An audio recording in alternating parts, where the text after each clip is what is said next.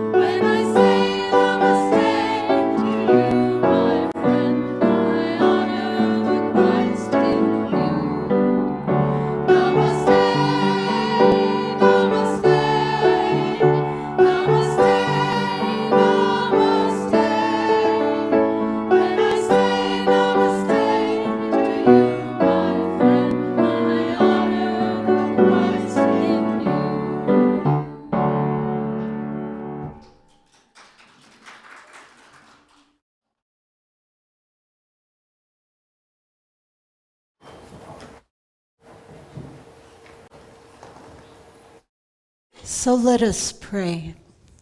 Let us take a moment and look around and see that Christ's light shining on each and every face, and know that even as we turn to God, we are one with God and we are one with each other. That Christ's presence shines through each and every one of us. And this morning, for that, we are deeply grateful. We are grateful for the love that brings us together today. We are grateful for the love that we can shine upon the world. We are grateful for the love of God that enfolds us and fills us in each and every moment. And we see that love as a source of strength, a source of comfort, for each of us and for all the people in the world. And so it is. Amen.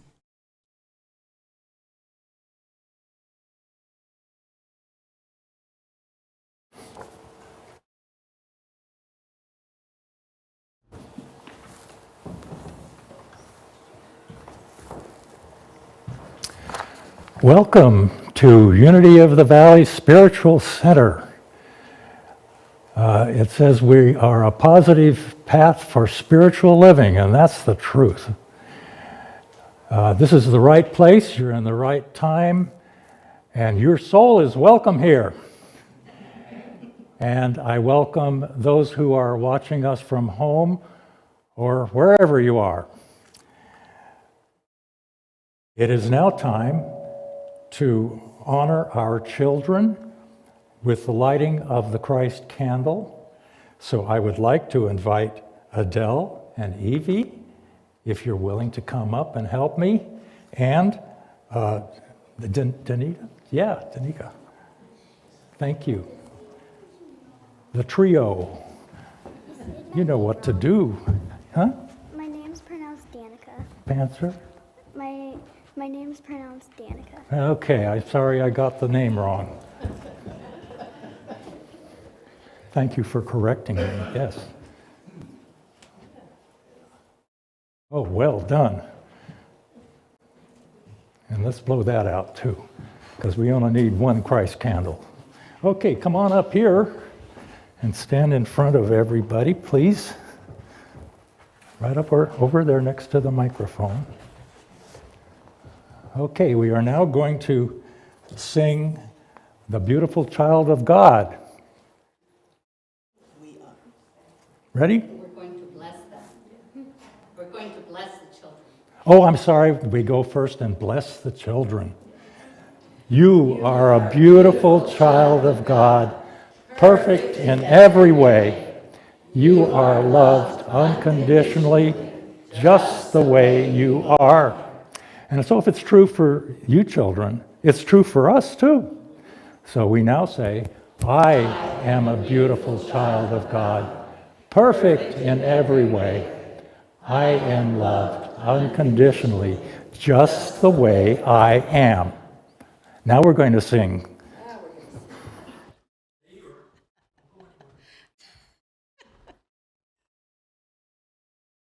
You would join us in singing, Beautiful Child of God. I'm a beautiful child of God, a wondrous spirit of love and peace. My light will shine forever. I'm a beautiful Look child at your of neighbor God. and sing to them. You're a beautiful child of God, a wondrous spirit of love and peace. Your light will shine forever. You're a beautiful child of It's true for all of us. We are beautiful children of God. We're wondrous spirits of love and peace. Our light will shine forever. We are beautiful children of God. We are beautiful children of God. Thank you.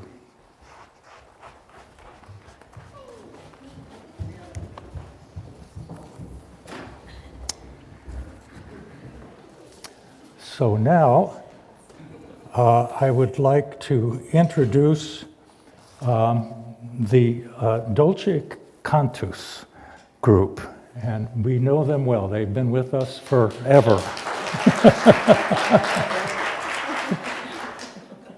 So we will get to delight in their sweet music. We also have our music coordinator, Linda Hogan, but she's operating back there in a little different capacity. Many talents. All right. And then finally, we have our senior minister, Reverend Dalia Adams, with us to speak today. Thank you. I would like to introduce our prayer chaplains, Pat and Donovan, and they are here to listen to you and talk with you and pray with you here after the service. Thank you. It's now time for community highlights, and before we go to the yard sale, I would like to invite Reverend Dalia to come up and speak.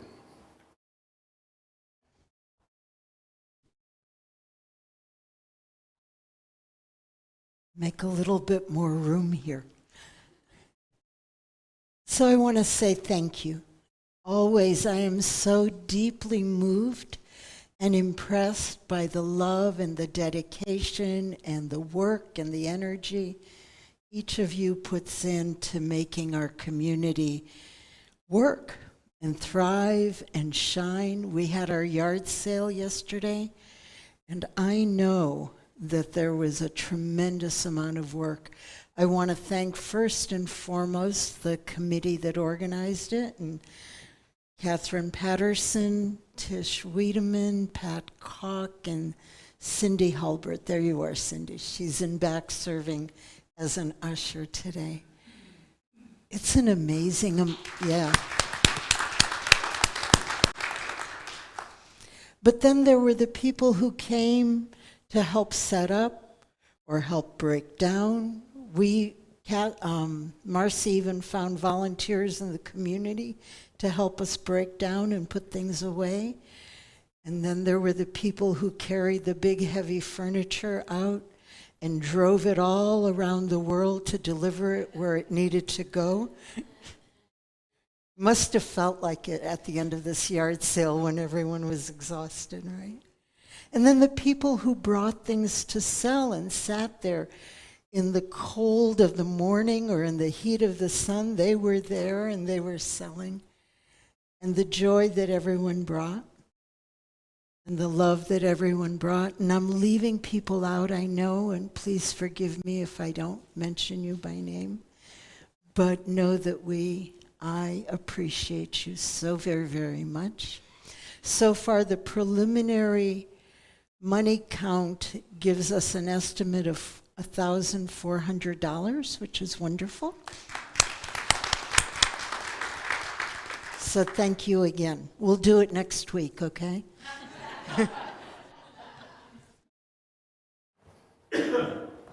Thank you, Reverend Dalia. I thought I was going to announce the yard sale, but it already happened, so it's okay. But now there are community highlights, and the craft fair is now coming up, and that will be Saturday, November 12th at 9 a.m. until 2 p.m. in the parking lot.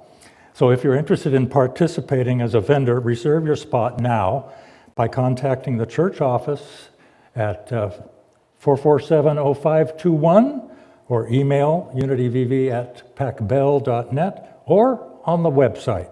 Registration forms and payment must be received by Monday, October 31st. Register early because space is limited and will be filled on a first-come, first-served basis. Try to say that 3 times. Now, we are just 6 days away from one of the local community events that Unity of the Valley has been supporting for years, the Solano County Walk to End Alzheimer's. So I'm again this year's committee chair and event chair, and we have worked all year to again have a successful event.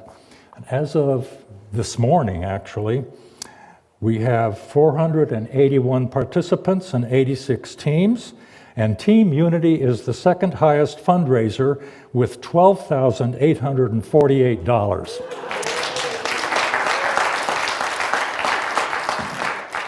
And that's not counting the $1,000 sponsorship that we should include. We still have a way to go to reach our total fundraising goal of $180,000, but we're going to make it because we're already at $153,319. So check out registration and donation forms, hint, hint, at the table in the Great Hall. And I thank everyone who is supporting this cause. And finally, Daniel Nahmud is returning to be our guest speaker and musician on Sunday, November 6th. I'm going to be here, and he is an amazing singer and songwriter and New Thought speaker with a refreshing and poignant message to share. And he will be offering a concert after the service starting at 12 noon. Admission is $25, but of course no one will be turned away. You can purchase tickets on the website as well. And I do remember last November when he was here during one of our wonderful atmospheric rivers. Do you remember that? And he gave us an extra long concert of songs and stories for coming out on that storm. Okay. Thank you very much for all that you're doing in supporting Unity. It is now time for our statement of faith. So together, there is only one presence and one power in the universe and in my life, God the good.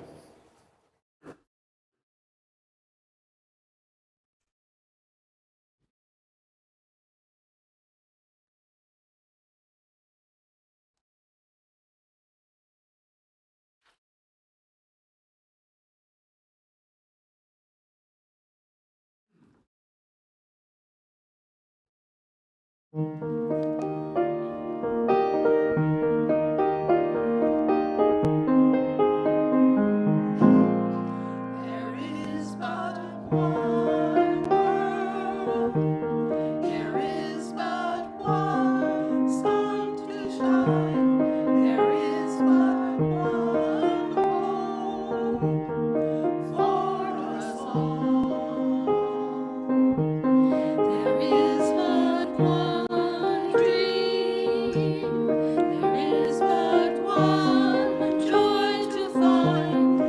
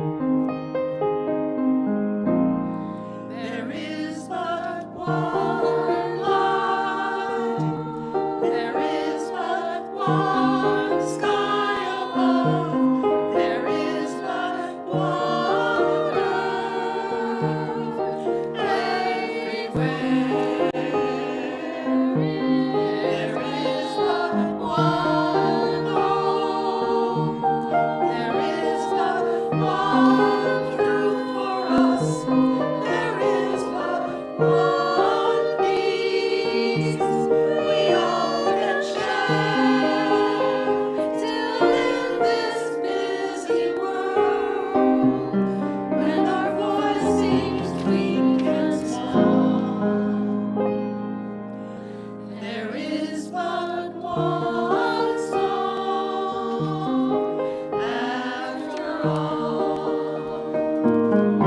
As we'll bear on our hearts to the song of the universe, and share our special harmony with the people of the earth, and let our spirits sing, let our voices be heard, and live the celebration. There is but one. There is but one sun to shine. There is but one song.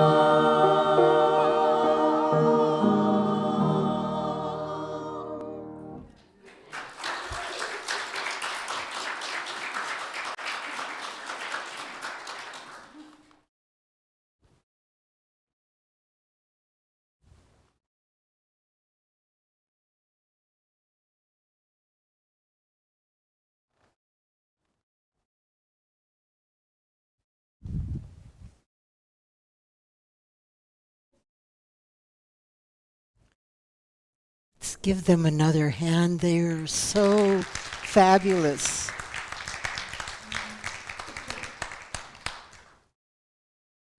What a wonderful gift they bring to us in our community, right?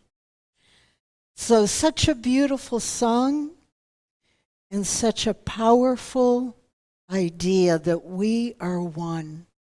The oneness that is the deep truth that underlies our entire spiritual path is so strong, so precious, so sweet. It's sweet and beautiful to feel that oneness that is the truth of us, right? Whether it's the oneness we experience with one other person or our community or the entire world, to feel that oneness and to know its truth makes life worth living. That's the bottom line. And today, as we move on with our Fall Reflections series, the series on living fearlessly, the series that we're using and following the book by Guy Finley called The Essential Laws of Fearless Living, find the power to never feel powerless again. Today we are focusing on loving fearlessly. That love, when it's at its best in our experience, is so sweet and so powerful and so important, can scare us to death at times, right? And loving fearlessly is an important part of our spiritual path. To be able to love fully, to open our hearts, and even when it gets tough, to not allow fear to take over and make our hearts close, right? Because we'll do that. We'll love from the bottom of our hearts. We'll give with all our hearts and souls, and we will dedicate our lives to that love. Again, whether it's to a community, to a person, to a child, to a cause. And then things happen. Things happen that break our hearts. And the tendency is to want to close up our hearts and say, that's it, I'm not putting myself out there like this ever again. No one, nothing is ever going to hurt me like this again. I bet every single person in this room knows that feeling, right? Now, we don't escape that. And yet love is so precious. We need to find a way of loving fearlessly, no matter what. No matter what. And we know that in our culture, in our world, love is so important because our fairy tales, once upon a time, a prince met a beautiful princess and blah, blah, blah, blah, blah, and then they lived happily ever after. Or once upon a time, a prince met a handsome prince and they lived happily ever after. Or a princess met a beautiful princess and they lived happily ever after. Whatever the details may be, but the story is that we find each other, we come to love each other, and our lives are forever fulfilled as a result, right? The fairy tales, but the movies, how many movies have you seen where that's the exact story, right? How many books have that as their bottom storyline? It's throughout our entire culture. We get it, that this love is so important. But sometimes it's not an easy happily ever after, is it? Sometimes it's easier, sometimes it's harder, but there's bumps and sometimes craters along the road. There was a once upon a time story that I heard many years ago. I believe the story was told by Jack Kornfield, but I'm not sure. And it's the story of a friendship. So let's assume I'm right that it was Jack Kornfield, because the storyteller said that he was very close friends with a monk who was a hero during the 60s. In the early 70s, he was an activist in Cambodia, and he worked to preserve the Buddhist path for people at a time when that path was being persecuted. And there were people being killed for living their spiritual beliefs. And this monk was a hero. He led the people on their spiritual path and helped them stay safe, relatively safe, in the face of the persecution, in the face of horrible conditions. And many years later, Jack Kornfield and he was close friends with this monk. Many years later, he got a call from someone saying, you know, this monk that we're mutual friends with, he's announcing that he is going to go to the capital city and go to the town square and set himself on fire and die for the causes he's been working for. So Jack Kornfield was deeply upset, and he went out to see this monk. He said, what is going on? You've shown such heroic courage over the years. You've done so much to better the lives of your people. You have done so much to inspire people to stay true to their spiritual path in the face of horrible persecution. What are you doing? What are you talking about? And the monk said, well, you know, it's been so many years and there's still persecution and people still aren't getting it. And Jack says, but why now? What's going on? Things are actually better than they used to be. And the monk said, well, you know, it's just never going to be what it needs to be. And Jack finally says, get off of it. I don't believe you. What is really going on? And the monk said, well, there's this woman. He fell in love. He has his vows that say that he can't marry. He fell in love with a woman who's a nun, who also is not free to have a relationship. So this monk, who is a hero for many, many years, was about to kill himself, because the love that filled his heart was also the source of his heartbreak, right? So we know the story. We can all relate. So how do we go about keeping our hearts open? How do we go about living fearlessly in the face of this? Khalil Gibran, a Lebanese-American poet, wrote, for even as love crowns you, so shall he crucify you. Right?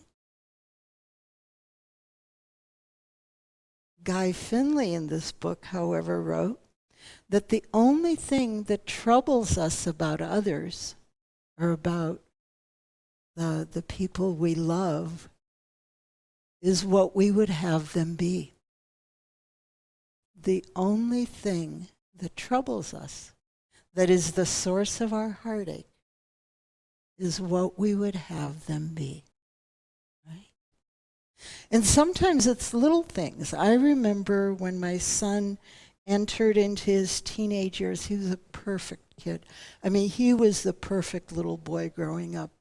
Good grades, never really acted out, joyful, fun, kids loved, I mean, just the perfect kid. And then he hits his teenage years, and his room becomes this monstrosity that drifted out into the hallways and filled the whole house. And oh my gosh, my perfect kid was no longer even likable in my head, you know.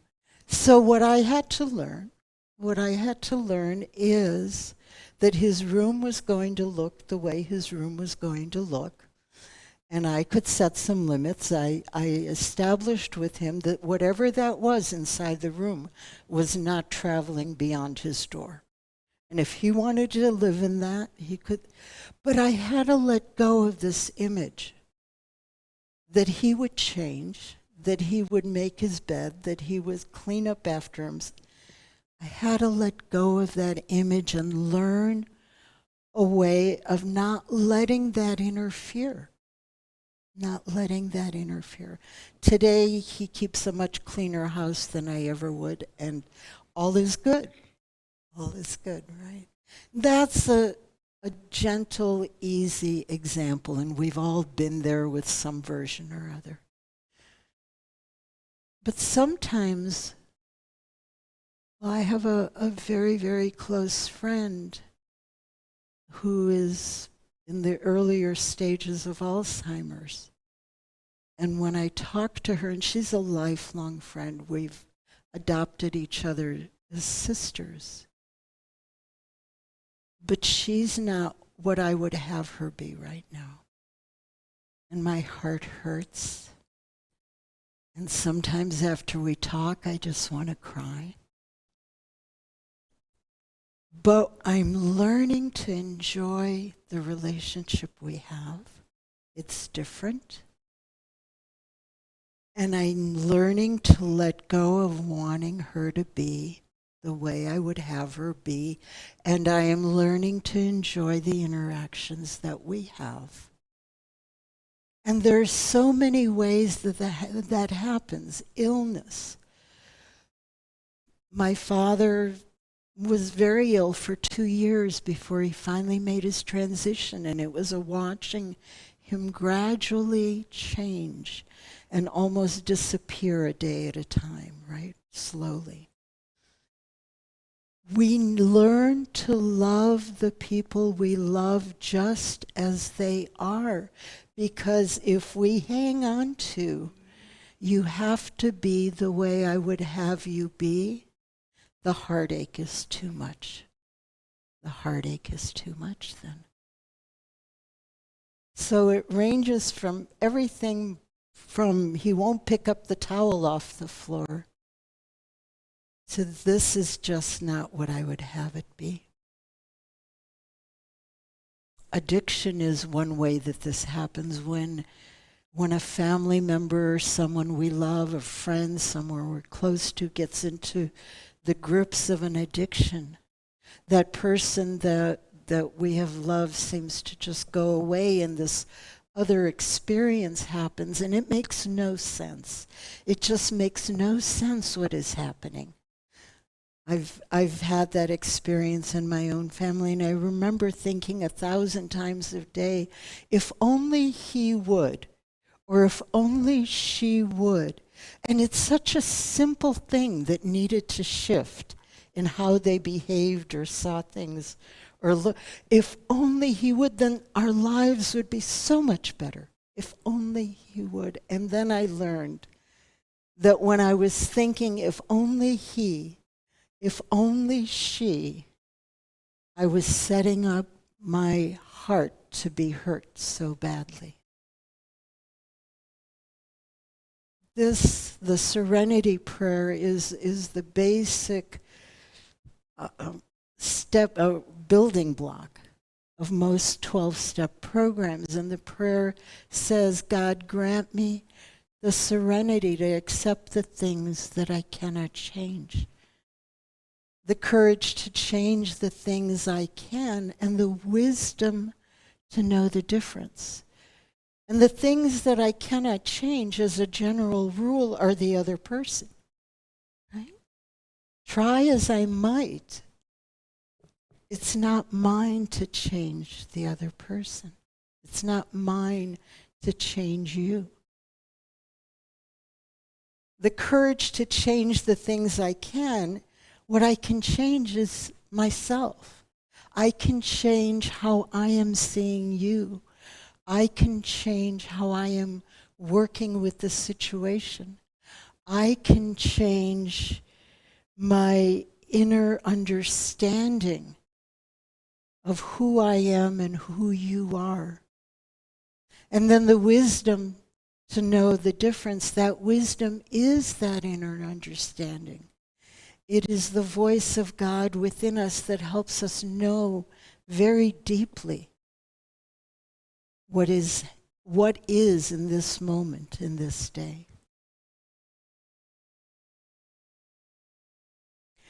Our co-founder, Charles Fillmore, taught that both love and wisdom are spiritual powers that we have, and that they must go hand in hand, because without wisdom, love goes amok.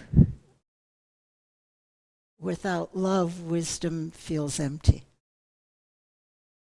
So love and wisdom pair together. Charles described love and said, love is like the sun. Its joy is in the shining forth of its nature. That's what love is. It has to shine forth. It has to give. It has to be a gift that's always coming from our hearts. And Charles said, wisdom is the voice of God within us that transcends intellectual knowing. The intellectual knowing that I had led me to, if only you would, if only he would, because it made sense. The intellectual understanding made sense, but that voice of God within helped me know more deeply what was mine to do and what was not, what was the truth in the situation. Guy Finley wrote that sometimes we want from others what they just don't have within themselves to give, right? If someone's suffering through an illness, or if their lives are just leading them a different direction, or if there's an addiction, sometimes that person just doesn't have it in them to give us what we want in that moment. That's a difficult one to come to know. You know, when we're coming to know this truth, it can be very painful, but once we can accept that, it gives us that wisdom, that clarity to guide us through the situation we're in. I worked with someone for a while. She was involved, well, she was married to a man who was an alcoholic, and the alcoholism was escalating rapidly. And she came to this idea on her own, and she said, you know, I realized this week that he loves me the very best that he can love me. It's just that his best is not very good right now. And so that now I have a choice. Is this best something that I can live with or not? So it stopped being about if only he would, to now what is mine to do given that I understand this, given that I know this. Also not easy, but it's not crazy making then. When we bring it back to this is what's before me, this is what is happening, and then what is my guidance for what is mine to do and how I would respond. Our hearts stay open when we do that.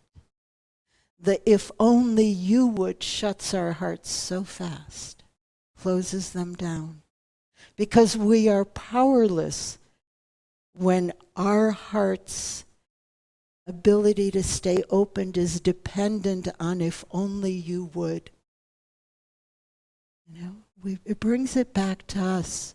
And when we do that, we can also acknowledge the love of God that enfolds us, the love of friends that supports us, the love we have for ourselves that honors us.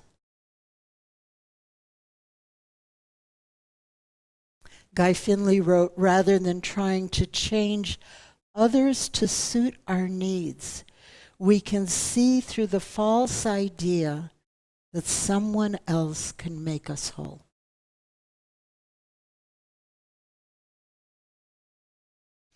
Guy Finley went on to write about, in this chapter, that we need to move from dependence to independence. And there is truth in that. However, I don't think he goes far enough. I think he stops before the fullness of the idea is expressed. Once upon a time in our culture, the psychology taught by Freud was embraced wholeheartedly. And Freud essentially taught that the psychologically healthy human being was fully independent. And we bought into it as a culture. We really did. Independence, especially in the United States, independence is huge. You know, we all want to be independent. And I've shared with you the story the day when I was about 21, when I came to my father and I said, I'm independent now. You never, ever have to give me anything ever again. And my father, who was a very mild, gentle man, turned into the size of a grizzly bear and turned purple and screamed at me, how dare you think you have the right to take away from me the joy to give to you, right? And he was right. It's like, so I felt independent. That's great. That was a good thing. That was my developmental milestone. But we do that. We move from childhood where we're fully dependent to a place where we feel independent, capable of taking care of ourselves. But the thing that Freud didn't know or didn't put together is in his own story, the way we grow into this independence is by having a mother or a parent who devotes his or her life to you. So you can grow up that way, right? If you put a child out in the street or in a foster home where they're not fully loved, they're not going to grow up into this fully independent human being. So it is that love devoted to the child, the love that the parent gives, that allows that independence to emerge. So the ideal ultimately, and research in psychology has shown this over and over and over again, is once we have that sense of independence, to become interdependent, to love from that place of I know that I am whole. I know that I am whole and complete. I know that I am a beautiful child of God and I don't need to do anything else to become that. But from that place of knowing who and what I am, I give my love to you. And I accept the love that you give to me, and we are independent. And the oneness that we experience makes us even greater than independent human beings. So it is a healthy interdependence based on the wholeness of each person that is the beauty of love expressing. And that's the beauty of love being expressed fearlessly, not based in neediness, but based in this is who I am. My heart is open, and this is what I give to you. Rumi said, find the sweetness in your own heart, then you might find the sweetness in every heart. Rumi has a way of capturing. I've talked and talked and talked and talked, and he took 5 lines and said it all, right? And one more thing that Rumi said as the final words. Only from the heart can you touch the sky. So we learn to love fearlessly so our hearts may be open, and so we may be that all that we can be, and we touch the sky. And so it is.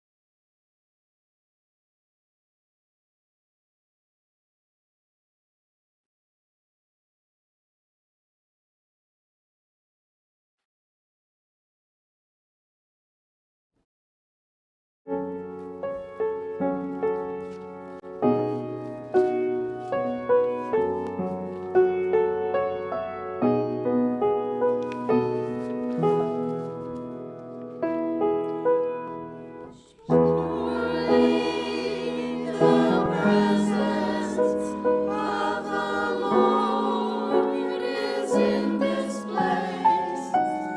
I can feel His mighty power and His grace. I can hear the rush of angels' wings. I see glory on each face. Surely the presence of the Lord is in this place.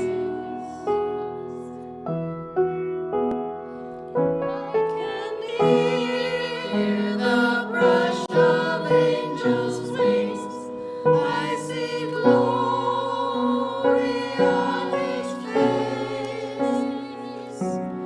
Surely the presence of the Lord is in this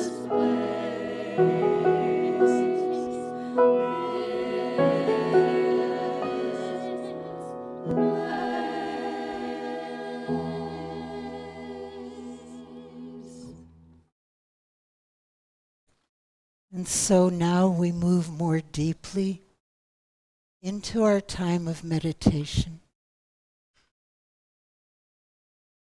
I invite you to sit comfortably. Allow your breath to come easily, effortlessly.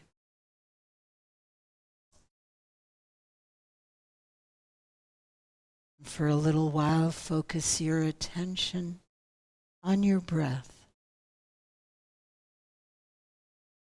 Notice how your body relaxes with each breath.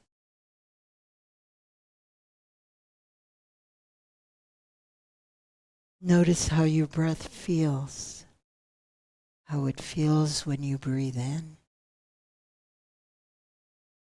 and when you breathe out.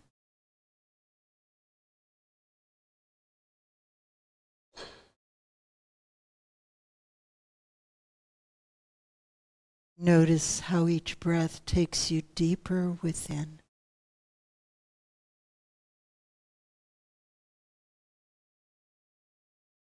deeper into your heart space.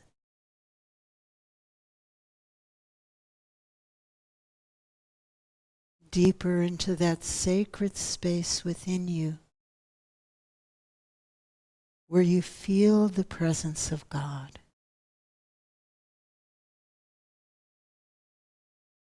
Where you feel the love that is God filling your heart, filling your entire being.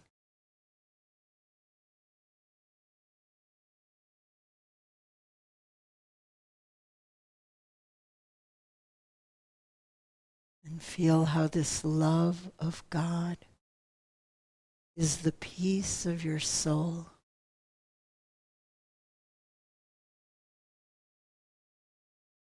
The peace from which you are able to move and live in the world that is yours.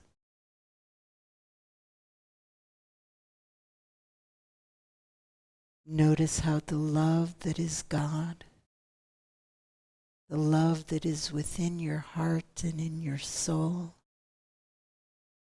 is the strength with which you live and move in the world that is yours.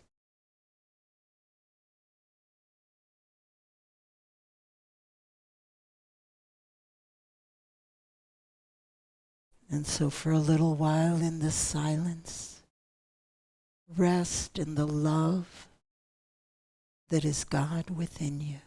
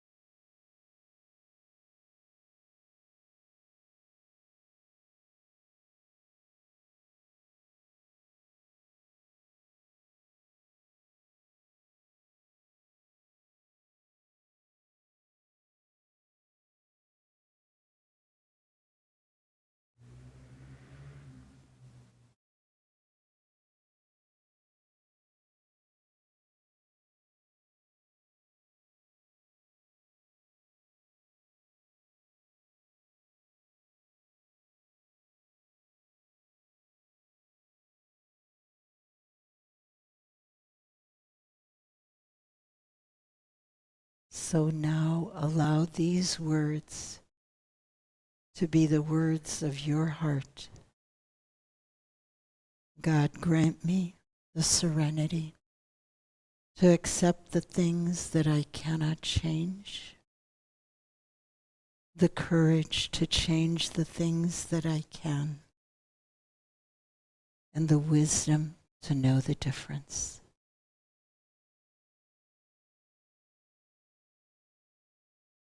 And then holding these words in your heart, allow yourself to gently and easily bring your attention back to this room, back to this time and place. When you're ready, go ahead and open your eyes. And once again, look around. See that beautiful light shining on each and every face. And know that that same light is shining as you right now in this moment. And then join me in saying thank you. Thank you, God. Amen.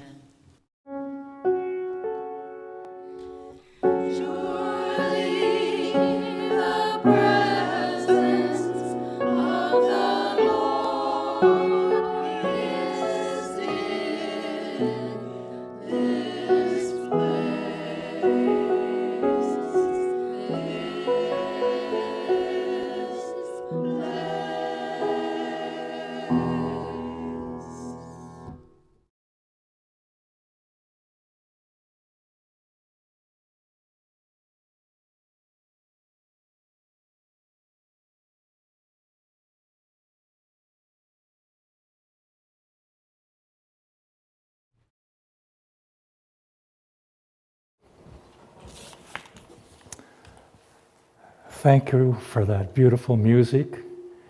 I especially appreciated the Namaste that we could all sing together. It's been a while. And then this one that we just sang, that we just heard. I was mouthing it along as you sang it, so. And maybe some of you were too. And thank you, Reverend Dalia, for your message. Loving fearlessly is a strong message and a challenging one. And finding that which makes us whole is the key. So I got that. Thank you. So now it's time to go over ways that we can give our love offerings to Unity. The first one is text to give, using the word give to 707-316-8325. It's supposed to be easy. And the next way is to, on the website, unityvacaville.org, find that orange button and click on Donate. And the third way is to donate in the baskets at the doors. So it's easy. So now it's time to bless our tithes and offerings. Together, God's love through me blesses and multiplies all that I am and have, all that I give and receive. I am grateful. And now the affirmation of divine substance together. The inexhaustible resource of spirit is equal to every demand. There is no reality in lack. Abundance is here and now manifest. And now, I do believe it's time for our peace song.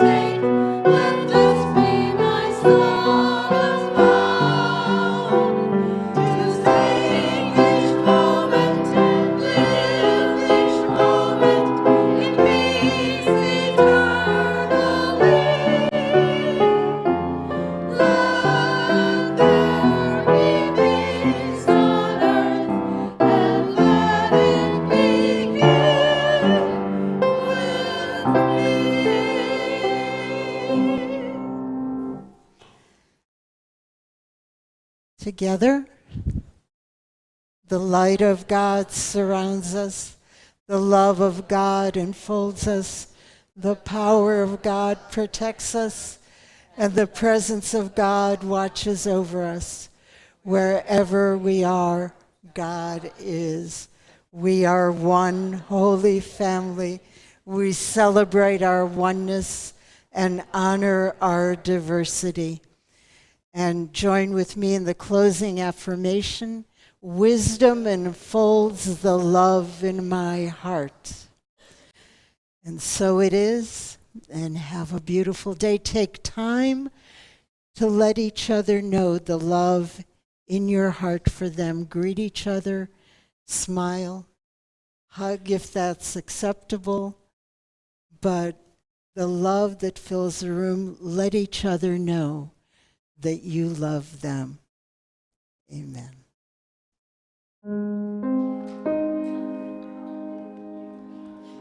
Peace.